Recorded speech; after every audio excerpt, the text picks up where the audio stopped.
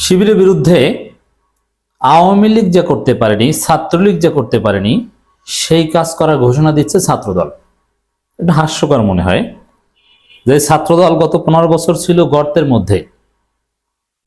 যারা একটা বিশ্ববিদ্যালয় শাখার মিছিল করেছে 4 জন লোক, তার মধ্যে মাঝখানে কে থাকবে এটা নিয়ে ধাক্কাধাক্কি করত।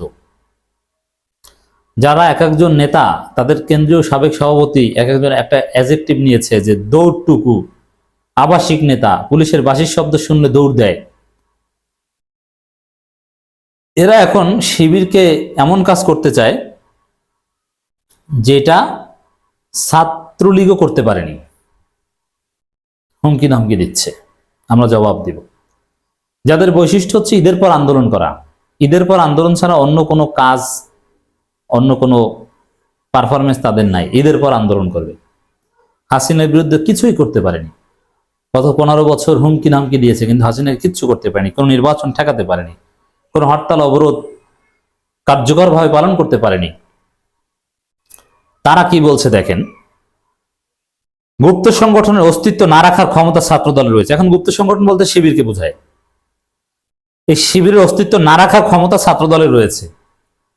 দেখেন মজার বিষয়, এই যে ছাত্রদল সভাপতি যে কথা বলছে, ওই জায়গায় শিবির তাদের লোক বসিয়ে দিতে পারে।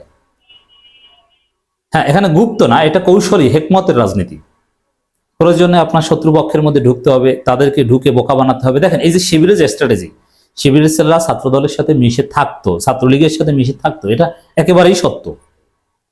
এবং এই যে ছাত্র দলের মধ্যে মিশে থাকতো, ছাত্র দলের ভিতরে তথ্য, গোপন অনেক খবর নিয়ে আসতো, তারপরে সেই স্ট্র্যাটেজি প্রণয়ন করে ছাত্রলীগকে বোকা বানাতো।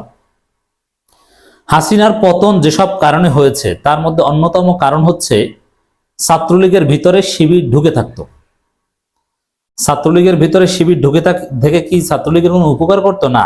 উপকার সর্বোচ্চ এটা যে ছাত্রলীগের মিছিলে অংশগ্রহণ করত, কিন্তু ছাত্রলীগের ভিতরে তথ্য ফাঁস করে দিত, বাহিরে পাচার করত এবং তার বিপরীতে পাল্টা ব্যবস্থা নিত। শিবিরের কারণে আমি নিজে দেখেছি, ঢাকা বিশ্ববিদ্যালয়ের বিভিন্ন হলে, সূর্য সেন হল থেকে শুরু করে, শিবিরের ছেলেরা যারা ছাত্রলীগের মধ্যে মিশে থাকতো, তারা অগ্রিম তথ্য দিয়ে ছাত্র দলের অনেক লোককে বাঁচিয়েছে মায়ের হাত থেকে।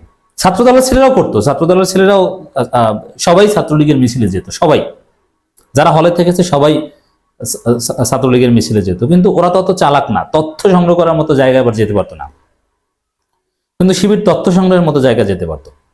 তো অগ্রিম তথ্য নিয়ে, সাপোজ আমি একটা উদাহরণ দিই, ছাত্রদলের ছেলেরা কিভাবে বাঁচত। আমার নিজের চোখে দেখা অনেক ছাত্রদল ছেলেকে শিবির বাঁচিয়েছে মায়ের হাত থেকে। ছাত্রলীগ গেস্ট রুমে বসে প্ল্যান করছে, বা যেভাবে তথ্য পেয়েছে, অমুক ছেলে ছাত্রদল করে, ওকে ধরতে হবে আজকে রাতে, ওর রুমে যেতে হবে গেস্ট রুম থেকে, তারপর পিটাতে হবে, বের করে দিতে হবে, হাত পা ভেঙে ফেলতে হবে। এখন যারা ওই পরিকল্পনা করছে, তাদের মধ্যেই একজন শিবির, ছাত্রলীগ রূপ ধারণকারী। সে আগে ভাগে তার রুমে খুঁজতে যাওয়ার আগেই জরুরি ভিত্তিতে জানিয়ে দিয়েছে যে এই ঘটনা, তোমায় কিন্তু ধরতে আসে, তুমি তাড়াতাড়ি নিরাপদ জায়গায় চলে যাও। নিরাপদ জায়গায় চলে যেত, এভাবে বেঁচে যেত। শিবির ছাত্রলীগের মধ্যে থেকে এই কাজ করত। এটা ছাত্রদল জানে, ছাত্রদল শিবিরের এই মাধ্যমে অনেক উপকার পেয়েছে।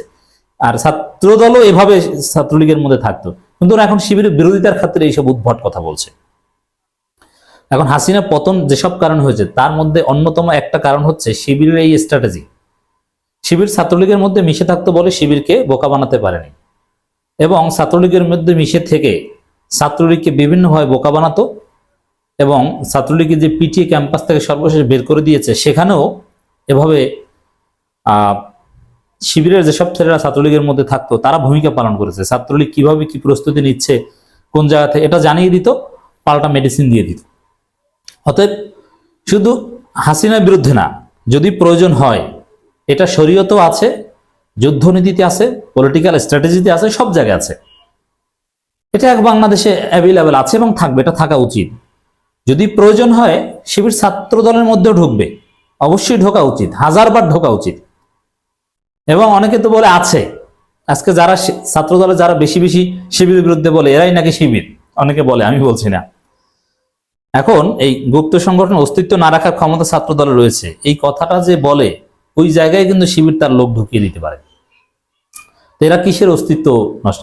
আচ্ছা, আওয়ামী লীগ, ছাত্রলীগ, যাদের সাথে পুলিশ, র্যাব, ডিজিএফআই, এনএসআই থেকে শুরু করে ভারত, চীন, রাশিয়া, যুক্তরাষ্ট্রকেও ম্যানেজ করে রেখেছিল, সারা পৃথিবী শিবিরের বিরুদ্ধে ছিল, সেই শিবিরকে এরাই কিছু করতে পারেনি। আর কিসের কি ঈদের পর আন্দোলন আর পুলিশের বাঁশির শব্দ শুনে দৌড় দেওয়ার সংগঠন এসেছে যে ছাত্রলীগের কি শিবিরের অস্তিত্ব না রাখার ক্ষমতা কিচ্ছু বলে। আচ্ছা, শিবির মধুরকেন্দ্রে সংবাদ সম্মেলন করেছে এবং করবে, আপনার ঠেকান না পারলে দেখি কি পারেন।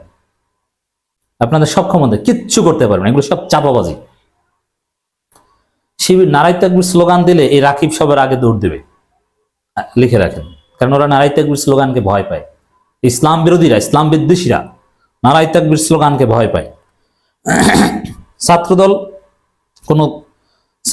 কোনো গুপ্ত সংগঠনের অস্তিত্ব রাখবে না মনে করলে তাই বাস্তবায়ন ক্ষমতা রাখে বলে মতো, এটা মানে এখন রাকিবের কথা, এটা মানুষ হাসাহাসির একটা উপাদান, এগুলো কোনো কার্যকারিতা নেই।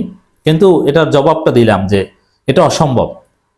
শিবির চাইলে ওদের মধ্যে ঢুকে ওদেরকে পুরোপুরি দখল করতে পারে, আর শিবির এই কাজ করে না। দখল বা কোনো সংগঠনকে বিতর্কিত করে এটা না, কৌশলের সাথে টিকে থাকার স্বার্থে যতটুকু প্রয়োজন, শত্রুকে পরাজিত করার স্বার্থে যতটুকু প্রয়োজন ততটুকু নিয়ম মেনে করে, পলিটিক্যাল সায়েন্স মেনে করে। ছাত্রদল সভাপতি বলেন, আপনারা লক্ষ্য করবেন গুপ্ত সংগঠন ক্যাম্পাসে কমিটিগুলো হয় 2, 3, 5 সদস্য বিশিষ্ট। আমাদের অভিজ্ঞতা বলে ছাত্রদলের মতো নৈতিক সৎসাহস নেই তারা ছাত্রদলের আদর্শ নিয়ে শিক্ষার্থীদের সঙ্গে বলবে, যে কারণে এখনো গুপ্ত সংগঠন হিসেবে বিরাজমান। দেখেন, এটা ওরাও জানে যে এগুলো কি গুপ্ত সংগঠন, এটা ট্যাগ নেওয়ার চেষ্টা করে ওরাই, কিন্তু এখন তারেক রহমানকে এখন গুপ্ত ট্যাগ দিচ্ছে, বুঝেন নাই? তারেক রহমানকে অপমান করছে ছাত্রদল। দেখেন, এখানে একটা বিষয় আমি বলি, সেটা হচ্ছে যে শিবির পদপ্রত্যাশী, পদ নিয়ে কামড়াকামড়ি করা, গ্রুপিং করা কোনো সংগঠন নয়। অতএব শিবিরের কমিটি, সারা বাংলাদেশে শিবির এখন সর্ববৃহৎ সংগঠন। শিবিরের কেন্দ্রীয় কমিটিতে কয়জন আছে? আপনি 30 জন নেতা পাবেন না, অথচ আপনাদের তো এখন ওয়ার্ড কমিটি থাকে 101 জন। শিবিরের সাংগঠনিক স্ট্রাকচার এইটাই, যেখানে পদ নিয়ে কামড়াকামড়ি করার মতো না। আর এই যে গুপ্ত বলছেন, এটার একটা ব্যাখ্যা দিই। শিবির সর্বোচ্চ 20% রাজনীতি করে, 80% ব্যক্তিগত মান উন্নয়ন বা পরকালমুখী কাজ কিংবা ক্যারিয়ার রিলেটেড কাজ করে। শিবির করা মানে রাজনীতি করে না, শিবিরের সবাই রাজনীতি করে না। অতএব শিবিরের সবাই তো আর মিছিল মিটিং আসবে না, কেউ কোচিং সেন্টার চালাবে, কেউ বিসিএস ক্যাডার হওয়ার চেষ্টা করবে। এই কারণে শিবির এগিয়ে, এই কারণে আপনাদেরকে মানুষ টেম্পো স্ট্যান্ড বলে। শিবিরের এটা ফলো করে না, এইসব ফাও কথা না বলে। আর শিবিরকে আল্লাহ ছাড়া শেখ হাসিনা, আবার শেখ হাসিনা, শেখ মুজিব, জিয়াউর রহমান, খালেদা জিয়া এরা পুনর্জন্ম নিয়ে যদি আবার চেষ্টা করে শিবিরকে নিশ্চিহ্ন করবে, তারাও পারবে না। ডোনাল্ড ট্রাম্প যদি তাদের সাথে যোগ দেয়, মোদি, তারাও শিবিরকে নিশ্চিহ্ন করতে পারবে না। তার এই কোথাকার কি টেম্পো স্ট্যান্ডের চাচ্চু রাকিব, হাস্যকর কথা। জবাব পেয়েছেন আশা করি।